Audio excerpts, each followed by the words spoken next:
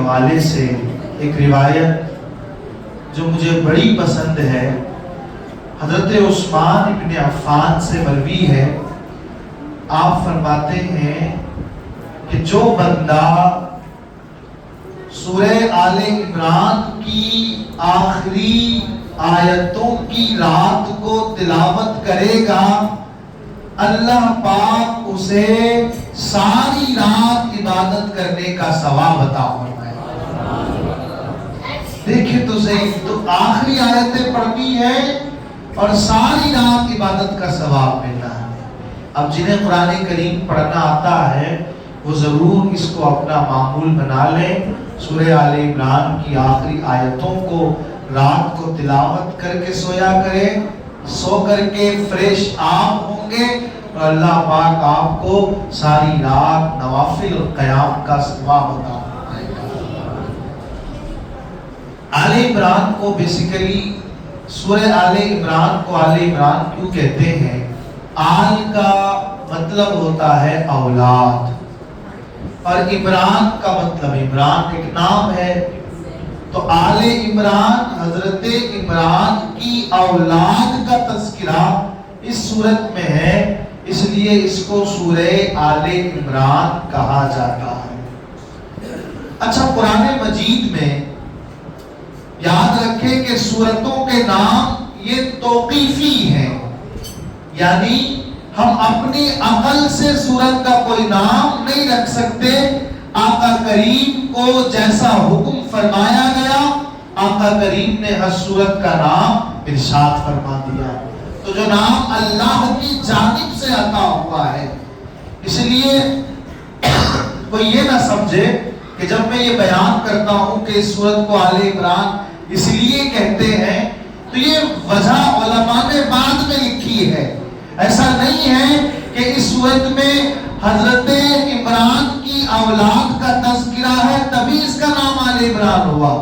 اللہ پاک نے اس کا نام آل عمران رکھا، پھر علماء نے غور کیا تو سمجھ یہ آیا کہ اس میں آل عمران کا تذکرہ ہوا ہے، اس لیے اس سورت کا نام آل عمران ہے۔ ایک چیز اور آپ نے دیکھا ہوگا کہ قرآن مجید کی بعض سورتوں کی شروع میں، ابتدا میں آپ دیکھیں گے کچھ ایسے الفاظ استعمال ہوتے ہیں جیسے الف لام میم، الف لام را، یاسین۔ ان الفاظ کو جن سورتوں کے شروع میں استعمال کیا جاتا ہے، ان الفاظ کو کہا جاتا ہے حروف مقطعات۔ کیا کہتے ہیں؟ حروف مقطعات۔ ان الفاظ کا معنی کوئی ترجمہ کرنے والا آج تک ان الفاظ کا ترجمہ نہ کر سکا ہے۔ کوئی بھی بڑا سا بڑا عربی داں ہو، بڑا سا بڑا قرآن کا ترجمہ کرنے والا عالم دین ہو، مفسر ہو، اس کا ترجمہ نہیں ہو سکا۔ جس نے بھی لکھا وہ لکھ دیا کہ اللہ اور اس کے رسول اس کی مراد بہتر جانتے ہیں۔ علماء نے لکھا، بعض مفسرین نے اس کا معنی بیان کرنے کی کوشش کی تعویل کے ذریعے، لیکن وہ حقیقی معنی نہیں ہے۔ انہوں نے بس یہ کہہ دیا کہ ہو سکتا ہے، پاسبلٹی ہے کہ یہاں مراد یہ ہو۔ جسے الف لام میم کے حوالے سے کہا جاتا ہے کہ الف سے مراد ہے اللہ، لام سے مراد ہے جبریل، اور میم سے مراد ہے محمد الرسول اللہ صلی اللہ علیہ وسلم۔ اس طرح یہ الف لام میم بنا، مطلب اللہ کی جانب سے جبریل آقا کریم پر قرآن لے کر کے نازل ہوئے، یہ الف لام میم کا مطلب ہے جو سورہ بقرہ کے شروع میں ہوتا ہے۔ لیکن یہ یقینی معنی نہیں ہے، جس نے بھی بیان کیا وہ بتا دیا کہ ہو سکتا ہے کہ یہ معنی ہو، لیکن ایگزیکٹ اس کا مطلب یہ ہو ایسا ضروری نہیں ہے۔ اور معنی بیان کرنے والوں نے بھی لکھ دیا کہ حقیقت میں تو اس کا علم اللہ کو ہے اور اس کے حبیب مصطفیٰ کو ہے۔ اس کا مطلب یہ ہوا کہ اس دنیا میں کوئی ایسا پیدا ہی نہیں ہوا ہے جو قرآن کے ان معانی کا، ان الفاظ کا ترجمہ کر سکے۔ یہ وہ چھپا ہوا معنی ہے، وہ غیب کی بات ہے جو اللہ اور اس کے رسول کے درمیان راز ہے۔ آج تک کوئی بھی اس غیب کو بتا نہ سکا ہے، تو سمجھ یہ آیا کہ مصطفیٰ کریم کو ایسا علم حاصل ہے جو کائنات میں کسی کو حاصل نہیں ہے۔ اسی لیے تو امام عشق و محبت نے کہا ہے نا، اور کوئی غیب کیا تم سے نہا ہو بلا، جب نہ خدا ہی چھپا تم پہ کروڑوں درود۔ تو سورہ بقرہ، سورہ فاتحہ کے فوراً بعد سورہ بقرہ الف لام میم جیسے آتا ہے، یہ الف لام میم چیخ چیخ کر اعلان کرتا ہے، اے قرآن پڑھنے والے، صحیح عقیدہ یہ ہے کہ مصطفیٰ کو علم غیب حاصل ہے۔ جو اس بات کا انکار کرے وہ گویا کہ ابھی قرآن پڑھنے کے پہلے مرحلے سے واقف نہیں ہے، قرآن کی سورہ بقرہ کے پہلے ورڈ کا ہی اسے حقیقی علم حاصل نہیں ہے۔ سورہ آل عمران میں محراب مریم کا تذکرہ ہوا۔ حضرت مریم جو ہے یہ حضرت عمران کی بیٹی ہے اور حضرت حنا کی بیٹی ہے حضرت مریم، اور ان حضرت مریم کے بیٹے ہیں حضرت عیسیٰ علیہ السلام۔ تو لوگ بہت سوال کرتے ہیں نا کہ حضرت مریم کی ماں کا نام بتائیے کیا ہے، تو آج کے درس تفسیر سے یہ علم آپ حاصل کر لیں کہ حضرت مریم کی والدہ کا نام ہے حضرت حنا۔ کیا نام ہے؟ حضرت حنا۔ تو حضرت مریم، حضرت حنا میں یہاں ولادت نہیں ہو رہی، بڑی مشکل سے دعائیں کی اللہ نے، بلکہ دعا کے ساتھ ساتھ منت بھی مان لی حضرت حنا نے کہ مولا میرے یہاں جو بھی اولاد ہوگی میں اسے تیرے گھر بیت المقدس کی خدمت کے لیے وقف کر دوں گی۔ اللہ نے دعا قبول کی اور حضرت مریم کا وجود اس دنیا میں ہو گیا۔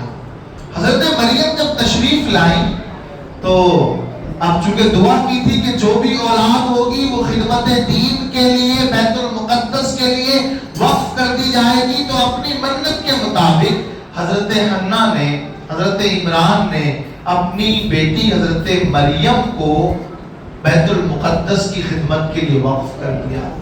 اب بیت المقدس میں مسجد اقصی، بیت المقدس میں بڑے بڑے علماء، بڑے بڑے زہداء، بہت بڑے صوفیاء عبادت کیا کرتے، ہر ایک کے حجرے بنے ہوئے تھے۔ حضرت مریم کا بھی الگ سے ایک حجرہ بنا دیا گیا۔ اتفاق یہ تھا کہ حضرت مریم کے جو خالو ہیں حضرت زکریا علیہ السلام، یہ ان عالموں کے جو بیت المقدس میں رہ کر عبادت کرتے تھے، ان علماء کے سردار تھے، ان علماء کے سب سے بڑے نگران تھے۔ لہذا حضرت زکریا علیہ السلام کی نگرانی میں حضرت مریم نے ایک خاص محراب کے اندر، حجرے کے اندر عبادت کرنا شروع کر دی۔ حضرت زکریا بھی اس حجرے میں آتے جاتے، جب آتے جاتے تو ایک دن انہوں نے دیکھا کہ معاملہ بڑا عجیب ہے کہ مریم جس جگہ سلام اللہ علیہا جس جگہ عبادت کرتی ہے وہاں بڑا عجیب معاملہ ہے، جو گرمی کے پھل ہیں وہ سردی میں مل جاتے ہیں اور جو سردی کے پھل ہیں وہ گرمی میں مل جاتے ہیں، یعنی بے موسم پھل اس حجرے میں نظر آتے۔ حضرت زکریا علیہ السلام بھی خواہش رکھتے تھے ایک بیٹے کی، بہت دعائیں کی، لیکن اللہ کی بے نیازی، اللہ نے اولاد عطا نہیں فرمائی، بیٹا عطا نہیں فرمایا۔ پھر جب انہوں نے دیکھا کہ یہ مریم کا حجرہ ایسا حضرت مریم کی وجہ سے اتنا باکرامت ہو گیا ہے کہ یہاں بے موسم پھل مل جاتا ہے، تو میں بوڑھا ہو چکا ہوں، کمزور ہو چکا ہوں، تو اولاد کے موسم کا وقت تو نہیں ہے، لیکن جو اللہ مریم کو بے موسم پھل عطا کر سکتا ہے تو بڑھاپے میں مجھے اولاد بھی عطا کر سکتا ہے۔ آپ نے اسی وقت دعا کی کہ مولا جو تو مریم کو بے پھل وقت بے وقت پھل عطا کر سکتا ہے، تو مجھے بھی اولاد عطا فرما دے۔ اللہ نے دعا قبول فرما لی، اولاد ہوئی جس کا نام حضرت یحییٰ علیہ السلام رکھا گیا۔ یہ تو پورا واقعہ مزید تفصیل کے ساتھ قرآن کریم میں مذکور ہے۔ اس واقعے سے چند اہم باتیں ہمیں معلوم ہیں۔ پہلی بات، حضرت مریم یہ اللہ کی ولیہ ہیں، اللہ کی ولیہ ہیں، نبی نہیں ہیں۔ کون ہے؟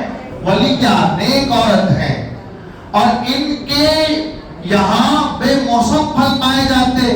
اس کا مطلب یہ ہوا کہ اولیاء سے کرامتیں ہوتی ہیں۔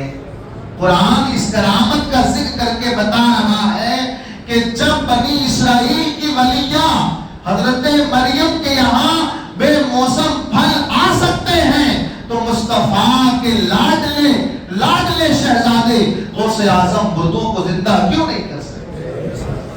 بالکل کر سکتے ہیں۔ دوسری بات یہ سمجھ آئی کہ جب حضرت زکریا نے بیت المقدس میں بہت دعائیں مانگی، قبول نہیں ہوئی، حضرت مریم جہاں عبادت کر رہی ہیں وہاں دعا مانگی تو قبول ہو گئی۔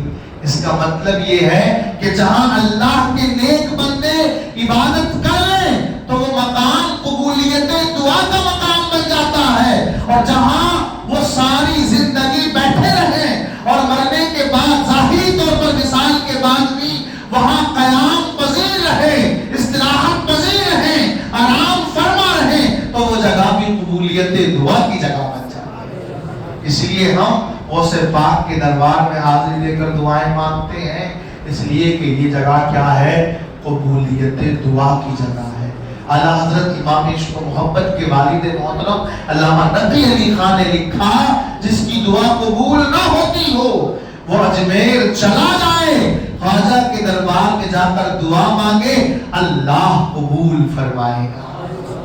تو دعا قبول کرنے کے جو مقامات گنائے ہیں علامہ نقی علی خان نے، ان میں سے ایک مقام دربار حضور خواجہ غریب نواز ہی ہے۔ اس لیے یہ قرآن کے اس آیت سے بھی ثابت ہے، اس واقعے سے بھی ثابت ہے، کوئی بہت نئی بات نہیں ہے، بس وہ پرانی بات ہے جس کو ہم سب عاشقان رسول، عاشقان اہل بیت، عاشقان صحابہ، عاشقان علماء عمل کیا کرتے ہیں۔ اللہ پاک ہم سب کو اپنے نیک بندوں میں شامل